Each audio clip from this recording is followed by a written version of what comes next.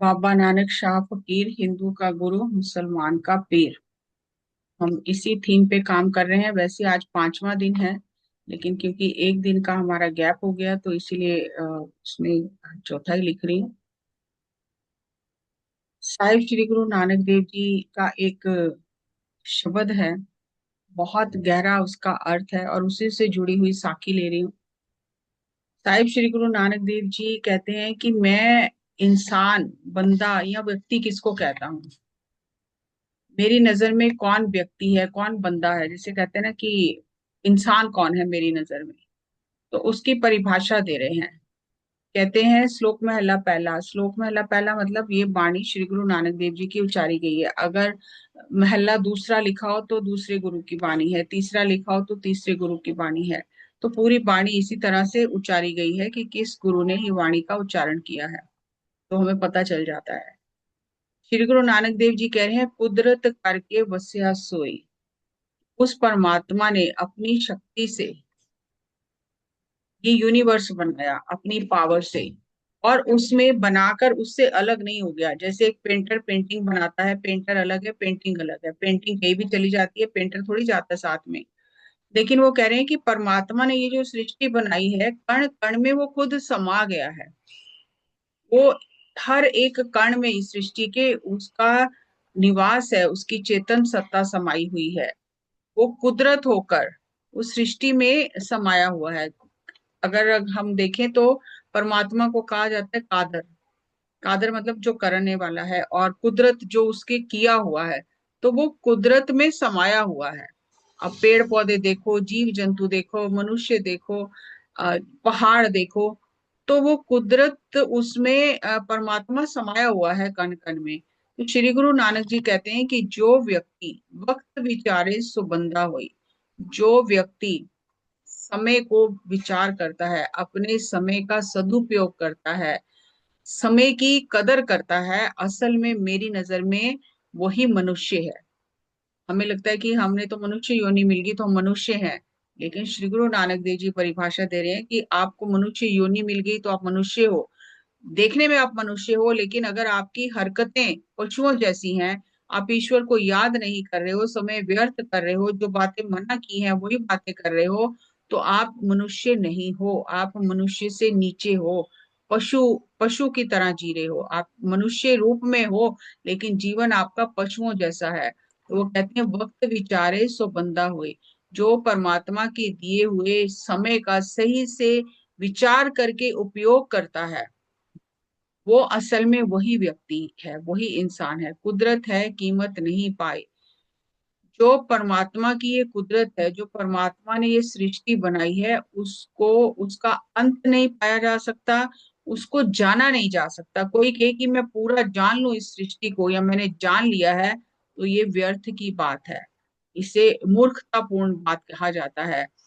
कि आज विज्ञान ये रिसर्च करके बता रहा है कि अगर हम कोई ऐसा डिवाइस बना लें, ऐसा कोई वाहन बना लें जो लाइट से भी तेज स्पीड से जाए, और हम ये सोचें कि हम ब्रह्मांड को जान लें, हम ब्रह्मांड का और छोर पता कर लें कि कहाँ शुरू है कहाँ खत्म है, तो ये असंभव है। क्योंकि अगर हमने कोई ऐसा डिवाइस बना भी लिया, उस स्पीड से हम चले भी गए, तो उससे कहीं ज्यादा स्पीड से यूनिवर्स एक्सपैंड हो रहा है, बढ़ता ही चला जा रहा है, रुका नहीं हुआ। ये एक स्टैटिक नहीं है कि बस जो एक बार बना दिया तो उतना ही है, नहीं। बनता चला जा रहा है, बनता चला जा रहा है, वो एक्सपैंड होता जा रहा है, उसका विस्तार होता जा रहा है। तो जब तक हम वहां तक पहुंचेंगे, तब तक तो पता नहीं कितना और विस्तार हो गया होगा। तो इसीलिए उसको जाना नहीं जा सकता है। और अगर कोई ईश्वर की कृपा से कुछ जान लेता है, कुछ उसे ज्ञान प्राप्त हो जाता है, उसका दिव्य चक्षु जागृत हो जाता है, फिर वो बताने की स्थिति में नहीं होता, फिर वो बता नहीं सकता, क्योंकि वो परमात्मा शब्दों में आता ही नहीं है। शब्दों में उसको बताया ही नहीं जा सकता। इतनी गहरी बातें हैं जो गुरबाणी में, कि अगर कोई ये दावा करता है कि मैंने ब्रह्मांड को जान लिया है, जैसे अभी आजकल देखो तो बहुत कुछ यूट्यूब पे चल रहा है लेकिन गुरबानी की अगर हम कसौटी पे देखें तो वो कह रहे हैं कि जो जानता है उसका तो बोलना ही बंद हो जाता है। उसे लगता है कि बोलने लायक क्या है, मेरे पास तो शब्द ही नहीं है, मैं क्या बोलूं। और जिसे कहते हैं ना, थोथा चना बाजे घना, थोड़ा सा पता चला और बहुत बड़ा चढ़ा के बता दिया। तो वो कह रहे हैं कि उसको जो, अगर कुछ थोड़ा बहुत किसी को उसके बारे में ज्ञान मिलता भी है, किसी का दिव्य चक्षु खुलता भी है, फिर वो बता नहीं पाता कि क्या है कैसे है, क्योंकि उसको बताया नहीं जा सकता, वो शब्दों में आता ही नहीं है।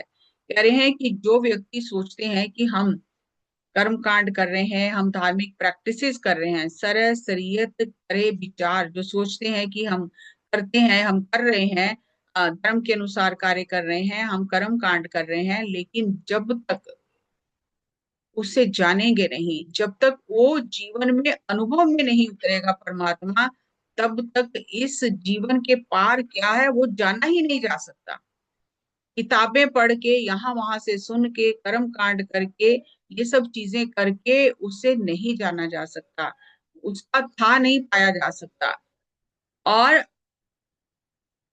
इस जीवन के बाद आगे क्या है, ये जानने के लिए जब तक किसी के अनुभव में परमात्मा नहीं उतरता, वो इन बातों को जान ही नहीं सकता। और जिसके अनुभव में उतरता है, फिर उसकी उसकी जो बात करने की, उसके अंदर इच्छा ही नहीं जागृत होती कि मैं परमात्मा के बारे में कुछ बातें करूं, क्योंकि वो जान जाता है कि उसे अनुभव किया जा सकता है, बताया नहीं जा सकता।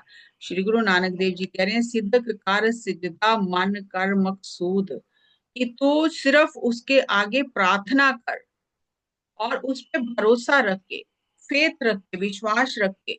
सिदक कर सिजदा, सिदक उर्दू का शब्द है, तो सिदक होता है फेथ रखना, भरोसा रखना, विश्वास रख के, कर सिजदा, प्रेयर कर उसके आगे। जैसे कहते हैं ना, मुसलमान सिजदा करते हैं, प्रेयर करते हैं सिर झुकाकर। तो कह रहे तू जो सिर झुकाकर प्रेयर कर रहा है, तो अपनी प्रेयर पे, अपने प्रार्थना पे भरोसा भी कर। एंड मन कर मकसूद, और अपने मन को एक, मन का निरीक्षण कर। ये नहीं कि मन मेरा जहां कर रहा है, जैसा मेरा मन कर रहा है मैं वैसे ही करूंगा, नहीं, तो अपने मन को जीत, अपने मन का निरीक्षण कर कि जीवन में मैं क्या पाना चाहता हूँ, मैं क्या कर रहा हूँ, और ये जो मैं कर रहा हूँ ये मुझे कहाँ लेके जाएगा। कह रहे हैं ये अपने मन का निरीक्षण कर, अपने जीवन का निरीक्षण कर। किसी दूसरे के जीवन का निरीक्षण करने के लिए नहीं कहा कि वो क्या गलत कर रहा है, उसने क्या सही किया। कह रहे अपने जीवन का, अपने मन का निरीक्षण कर, तब तेरे को पता चलेगा। जह धीर देखा तह धीर मौजूद, तू जिस तरफ देखेगा तेरे को परमात्मा के बिना कुछ और नजर ही नहीं आएगा। ना तुझे लगेगा कोई मूर्ख है, ना तुझे लगेगा कोई बहुत समझदार है, सियाना है, ना तुझे लगेगा कि कोई गरीब है, कोई अमीर है, कोई छोटा है, बड़ा है, क्योंकि जिधर तेरी दृष्टि जाएगी, तेरे अनुभव में परमात्मा आ गया, जिस तरफ तेरी दृष्टि जाएगी तेरे को परमात्मा ही नजर आएगा। तो किसे बुरा कहना है, किसे छोटा कहना है, किसका नुकसान करना है, वो तेरे से सब छूट जाएगा। जब तू इंट्रोस्पेक्ट करेगा, भरोसा करके उसके आगे प्रार्थना करेगा, जब तेरे अनुभव में परमात्मा आएगा, फिर तू किसी को कुछ कह ही नहीं पाएगा, क्योंकि जिधर तू देखेगा परमात्मा ही नजर आएगा। सब परमात्मा के ही रूप हैं, तो तू किसी के साथ द्वितीय भाव रख ही नहीं पाएगा कि वो अलग हूं, मैं अलग हूं। जय धीर देखा तह धीर मौजूद, जिस तरफ देखेगा तेरे को परमात्मा ही नजर आएगा। तो एक बहुत प्यारी साखी है सालस राय जौहरी की। श्री गुरु नानक देव जी यात्रा के दौरान जब जा रहे थे, तो कई कई दिन यात्रा करते रहते थे, ना खाना ना पीना। जो श्री गुरु नानक देव जी का साथी था बाला और मर्दाना, बाला को श्री गुरु जी ने अपने जैसा किया था, उसे भूख प्यास नहीं लगती थी। जैसे श्री गुरु नानक देव जी को पवनहारी कहा जाता है, उन्हें भी भूख प्यास नहीं लगती थी, लेकिन मर्दाने को भूख लग जाती थी। और हम जैसे कहते हैं कि मर्दाने को भूख लग जाती थी, तो ऐसा नहीं है कि मर्दाना कहता था मुझे सुबह भी खाना दो, दोपहर को भी दो, रात को भी दो। कई कई दिन बाद मर्दाना कहता था मुझे भूख लगी है। तो बहुत 15 दिन चलते हो गए, तब मर्दाने ने कहा कि गुरुजी मेरे जान निकल रही है भूख के मारे, मुझे भूख लगी है। जब भी मर्दाना कहता था मुझे भूख लगी है, मुझे शहर में जाना है, कुछ खाना है, तो कुछ ना कुछ ऐसा होता था कि किसी ना किसी का कल्याण होता था, एक बहाना होता था कि मर्दाने को भूख लगती थी। तो इसीलिए कवि ने कहा है कि नामे मर्दाना जग तार ने बहाना है। कोई कोई कारण बनता था, फिर मर्दाने के माध्यम से कई लोगों का कल्याण होता था। जब मर्दाने को भूख लगती थी, गुरुजी उसे भेजते थे, या वो खुद ही चला जाता था कई बार कि मैं नहीं रहूंगा आपके साथ, मुझे भूख लगी है, कुछ खाने को नहीं देते हो, तो कुछ ना कुछ फिर आगे ऐसी चीज होती थी कि कई लोगों का उद्धार हो जाता था। तो मर्दाने ने कहा कि मेरी तो जान निकल रही है भूख के मारे। तो श्री गुरु नानक देव जी ने कहा कि आगे शहर आएगा, तो वहां जाके तू खा लेना। तो मर्दाना कह रहा है मैं तो चल ही नहीं सकता हूँ, आप कह रहे हो आगे शहर आएगा, मेरे से तो चला ही नहीं जा रहा। तो श्री गुरु नानक देव जी ने अपने चरण से वहां पे जो रेत थी उसमें अपना चरण घुमाया थोड़ा सा, और एक लाल निकाला नीचे से रेत से, और मर्दाने को कहा जा ये लाल बेच के पता करके आ कि ये लाल कितने का है। तो मर्दाने ने कहा मुझे तो भूख लगी है, मैं लाल का क्या करूं। तो श्री गुरु नानक देव जी ने कहा जा मर्दाना, तू शहर में जा, और इस लाल की तेरे को जो कोई कीमत बताए कि ये इतने का है, तो तू बेचना मत, तो वापिस हमारे पास आ जाना। मर्दाना गया शहर में। अब यहाँ बहुत ही बारीकियां हैं।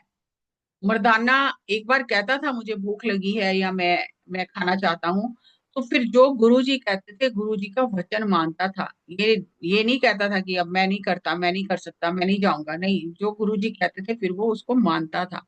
तो मर्दाना गया और उसने जाके शहर में जगह जगह वो लाल दिखाया। तो कोई कह रहा है कि इसके तो 2 संतरे मिलेंगे, कोई कह रहा है कि इसका 1 टका मिलेगा, कोई कुछ कह रहा है। तो मर्दाने ने कहा कि गुरुजी तो कहते हैं लाल बड़ा कीमती है, और यहाँ तो कोई कीमत ही नहीं दे रहा, तो वापस आ गया।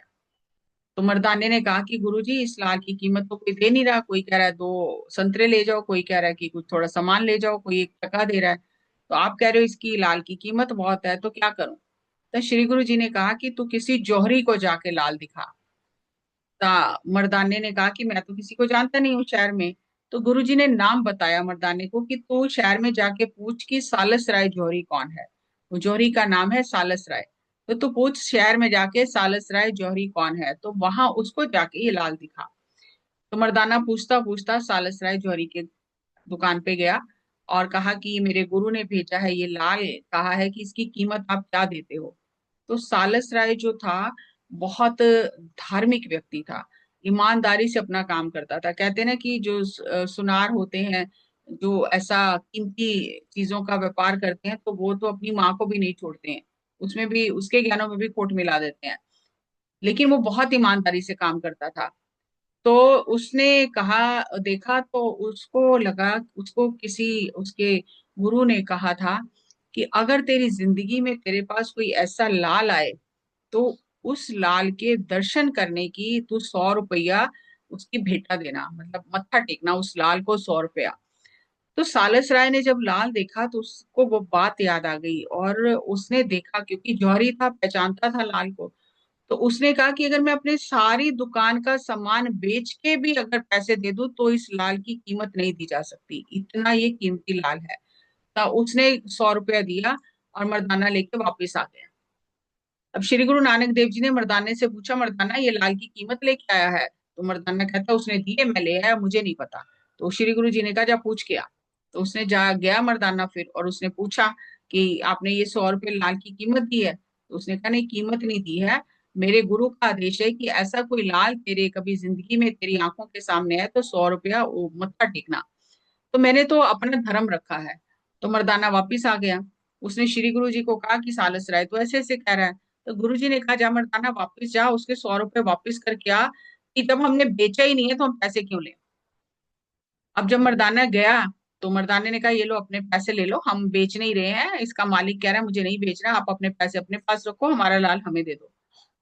तो सालस राय ने कहा कि मैं, ये पैसे तो मेरे है ही नहीं, क्योंकि इसके ऊपर तो लिखा हुआ है कि जो इस लाल को लेकर आए, तो लाल की दर्शन भेंटा जिसे कहा जाता है कि दर्शन किए, तो उसका 100 रुपया देना है, तो ये पैसे अब मेरे नहीं है, आपके हैं। तो फिर मर्दाना वापिस आ गया। तो साखी ये कहती है कि 7 चक्कर लगाए मर्दाने ने।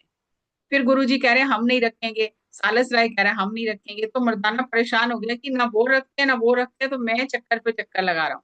अब देखो मर्दाने को इतनी भूख लगी है, लेकिन गुरुजी के वचन मान के उसने 7 चक्कर लगाए। और 7वीं बार जब मर्दाना गया, तंग आके पैसे दुकान के फेंक के आ गया दुकान पे कि नहीं लेने हमें, और ये दौड़ के वापस आ गया। अब जो सालस राय जौहरी था, उसने सोचा कि ये माया ऐसी है कि बड़े बड़े ऋषि मुनि भी इसके प्रभाव में आ जाते हैं, और ये व्यक्ति ऐसा है जो रख नहीं रहा है पैसे, वो कह रहे हैं कि मेरे गुरु ने मना किया है, तो ये व्यक्ति इतना ईमानदार है तो इसको गुरु कैसा होगा। तो सालस राय के मन में विचार आया और उसने अपने नौकर को कहा कि तू मेवे पकवान और कुछ खाने का सामान बना के लेके चल, और मैं जल्दी जल्दी आता हूँ और मैं कुछ और इनके लिए लेके आता हूँ। तो जो उसका नौकर था उसका नाम आया अधर का। तो वो खाना बना के मेवे लेके फटाफट गया मर्दाने के पीछे पीछे, और श्री गुरु जी के आगे रखे उसने और बैठ गया। तो देख के श्री गुरु जी का दर्शन करके इतना वो उसको समाधि स्थिति में चला गया, और श्री गुरु जी ने उस पर बहुत कृपा की, उसके सिर पर हाथ रखा जैसे ही उसने मत्था टेका और वो समाधि स्थिति में स्थित हो गया।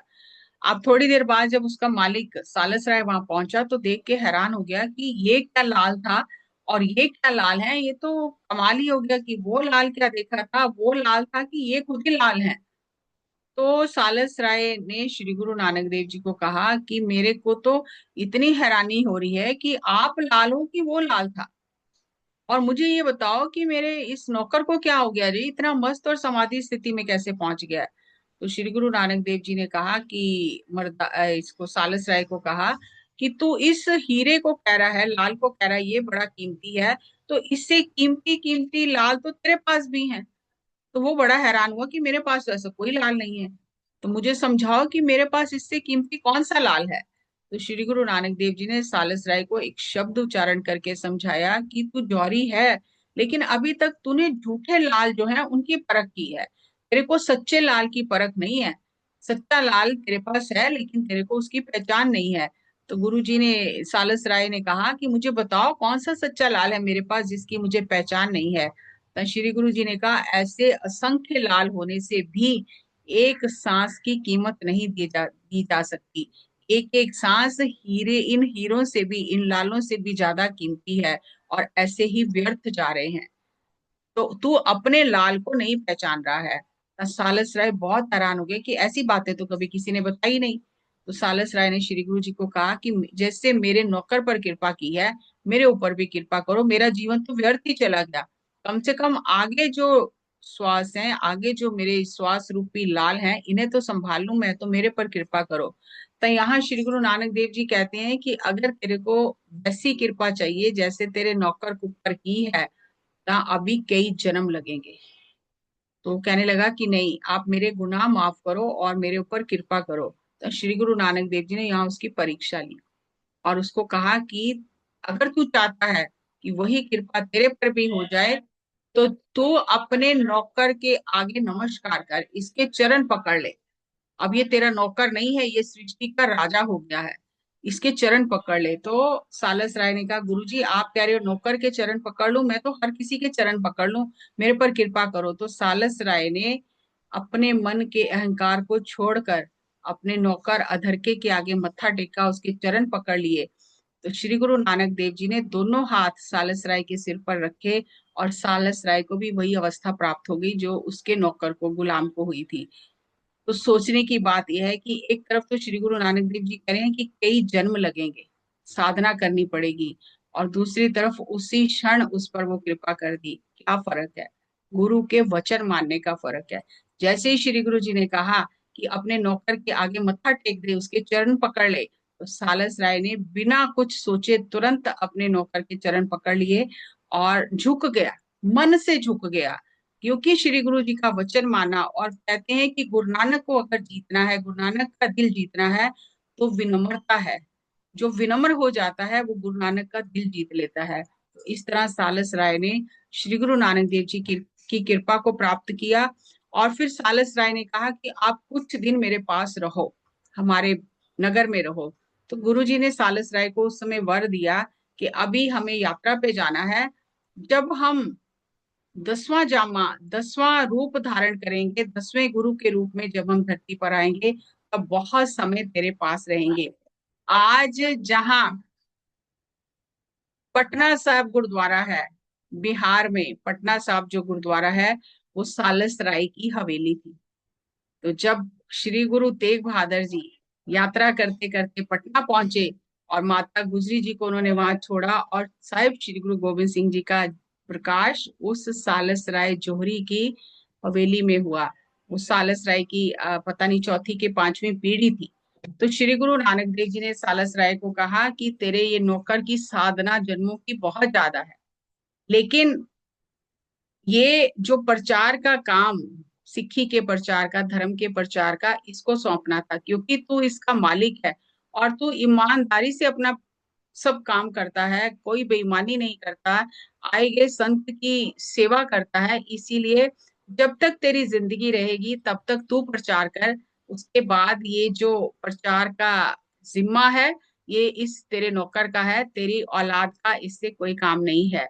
तो हमने तेरा भाव रखा है, और अभी तेरी उम्र भी थोड़ी बची है, तो थोड़ा टाइम तू प्रचार कर। उसके बाद ये अधरके की जगह है, अधरके को मिलेगी और वो प्रचार करेगा। और 10वें जामे में 10वें गुरु के रूप में जब हम आएंगे, तब तेरी हवेली में हम बहुत समय तक रहेंगे। और गोविंद राय जी, गुरु गोविंद सिंह जी, तकरीबन 4 साल पटना में रहे, सालस राय की हवेली में रहे। तो कैसे कैसे कृपा प्राप्त करते हैं गुरुओं से। जो वचन मानता है गुरु का, जो विनम्र हो जाता है, जो किंतु परंतु नहीं करता, तो जन्मों में जो फल मिलना होता है साधना करने के बाद, वो क्षण में गुरु के वचन मानने से मिल जाता है। तो इस तरह सालस राय पर श्री गुरु नानक देव जी ने कृपा की। और फिर उसने साहिब श्री गुरु, उसकी पीढ़ी ने साहिब श्री गुरु गोविंद सिंह जी की बहुत सेवा की जब वो बाल रूप में थे। तो ये साखी लेने का यही अभिप्राय है कि हमें ये समझ में आए कि गुरु के वचन मानने कितना जरूरी है। अगर हम गुरु के वचन मान लेते हैं, तो जन्मों की साधना का फल एक कुछ ही क्षणों में मिल जाता है और हम बहुत आगे बढ़ जाते हैं। लेकिन अगर गुरु के वचनों का पालन नहीं करते, तो फिर बहुत समय लगता है आत्मा की यात्रा में। सो जो मुझे समझ में आया मैंने आपके साथ शेयर किया।